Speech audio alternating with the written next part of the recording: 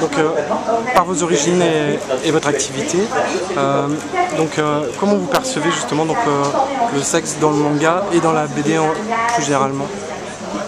Waouh, c'est une question super vaste.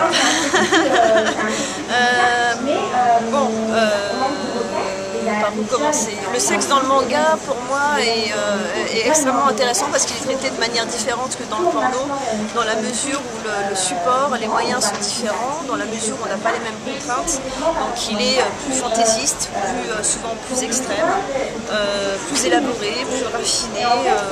Quand je dis raffiné, ça veut dire autant dans les mises en scène que aussi dans le côté pervers. Quand j'utilise le mot pervers, pour moi, c'est pas quelque chose de négatif, c'est quelque chose de positif.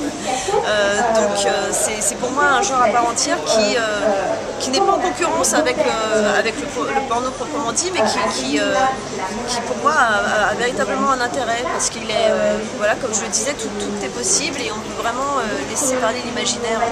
Est-ce que c'est le sexe idéal ou Comment? C'est idéal cette formule de sexe ou l'être humain est fait de telle manière qu'on n'est jamais satisfait, qu'on veut toujours plus, donc on n'en aura jamais assez, on n'ira jamais au bout. Donc l'intérêt du hentai, c'est que justement, tant qu'il y aura des dessinateurs, tant qu'on aura une libido, tant qu'on aura des envies, eh bien, on créera toujours de nouvelles mises en scène et on se crée des besoins aussi. Donc c'est idéal dans le sens où c'est illimité, oui.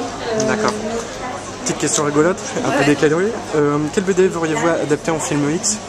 Alors, Tintin Objectif Lune, le Tour de Gaulle d'Astérix, le Bidochon matin, midi et soir, ou Gros dégueulasse de Réserve? Alors, justement, dans le porno, on est en ce moment dans une grosse vague où les parodies sont extrêmement à la mode. On reprend énormément des films américains qui ont cartonné, beaucoup aussi de personnages de super-héros de Marvel, et ça plaît énormément parce que ça touche au public.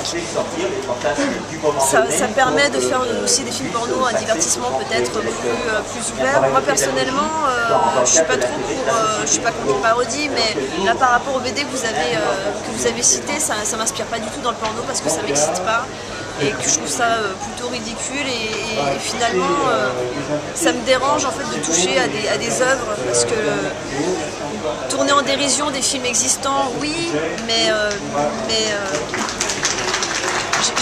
bizarrement, ouais, j'ai un certain respect quand même pour certaines œuvres et j'ai pas forcément envie de les voir adaptées en X. Ça peut être rigolo, mais pour moi c'est pas excitant, donc ça m'intéresse pas.